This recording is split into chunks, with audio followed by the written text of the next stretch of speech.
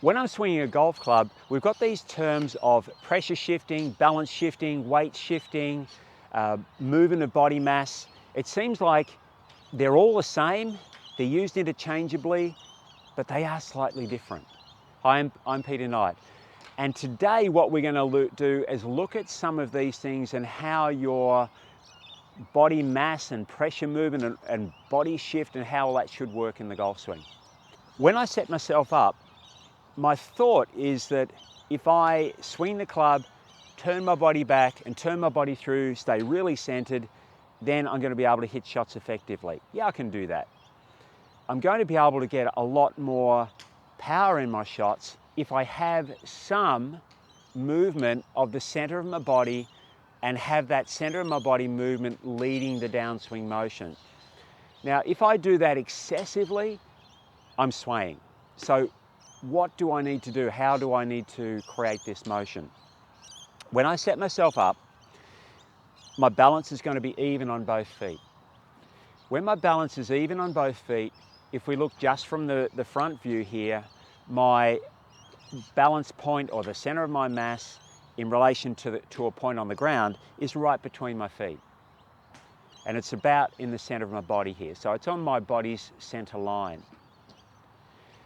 If I shift my body here, I've shifted pressure to my right foot, most of my body mass is over my right foot, and so the center of my mass hasn't moved over here, but it's moved close to my right foot, because I've still got a little bit of mass on this side anyway. Does that make sense? So weight shift is not totally where my weight is, or the center of my mass is not totally where my weight is.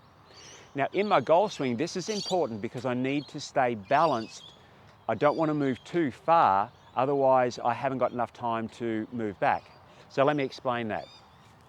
If I swing the club back and shift my body mass too far, then from here to impact, most players are going to take between a quarter and a third of a second to get back to impact. Now, if I've moved too far, I haven't got enough time in the downswing in that, let's call it a third of a second, which is sort of like the slower end of the time. I haven't got enough time to get the pressure back onto my right side before the back onto my left side before the club gets down to the ball. So what I want to do is I want to feel like, so the center of my body mass is on the center line of my body. As I go back, I can feel maybe 70 to 80% of pressure on this foot. However, my center of mass has only moved a little bit. Now, it hasn't moved so far that I've gone too far to overbalance, I've gone so far that I've swayed, or I've gone so far that I can't get back in time. So my feeling is that my center of mass is moving a little bit to my right foot, and then from here, as I go through the end of the backswing, start of the downswing, it starts to move forward a little bit and then works down and through. So it's moving backwards and forwards through a fairly small range. It's important though, because it is going to help to give me power in my shot, as well as balance and correct movement. So when I play this shot, you'll watch and you'll see how pressure is going to shift from foot to foot, but my body mass doesn't move massively.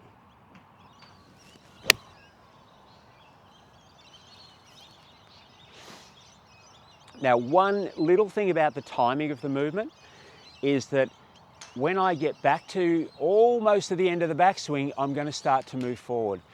That's one thing that highly skilled players do that takes some training.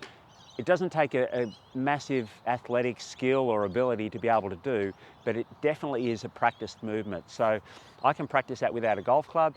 I'm turning back as I get to almost to the end of the backswing, I'm starting to shift forward. Now again, I don't want my body mass to move too far because I've got to keep my balance. So I'm going to turn back, start to shift forward, and then turn. And again, the key thing here is my body mass is moving through a fairly small area. Practice that motion, get the feel of it, watch yourself in a mirror or a window or something like that, and also notice what you're feeling between your feet. You should always be well balanced as you're creating that motion, and that'll give you a lot more stability, better strikes, and probably greater distance.